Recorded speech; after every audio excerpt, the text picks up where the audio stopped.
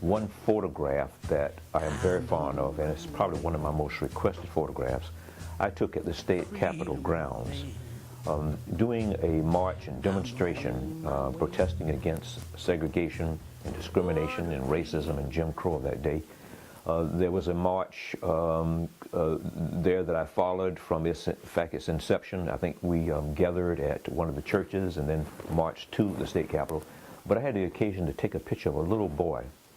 And as the crowd gathering around the state capitol sung, "We Shall Overcome," I saw this little boy holding his mother's hand, and I photographed that image, and it's been one of my favorite images. It's an image I think that really kind of epitomizes the civil rights movement, and he's looking up, and in a way that symbolizes the fact that here African Americans were looking for a brighter day.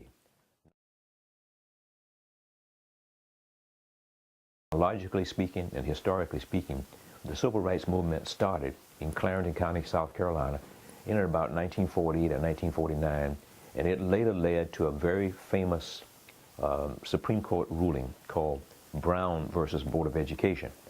And it was that case, Brown versus Board of Education case, that really inspired South Carolina case, Briggs versus Elliott, was the first case and also the model case from which the Brown versus Board of Education case was decided upon. I feel that the further we move away from the time that we are living in now, as we 25, 50 years from now, I believe that South Carolina's role would be more appreciated. The fact that it was here that so many important things happened. There was another case involving a lady who sat down on a bus years before Rosa Parks, the Sarah Fleming case in South Carolina. But again, South Carolina, in so many cases, has been left out of history. We have kind of let our history slip through our hands.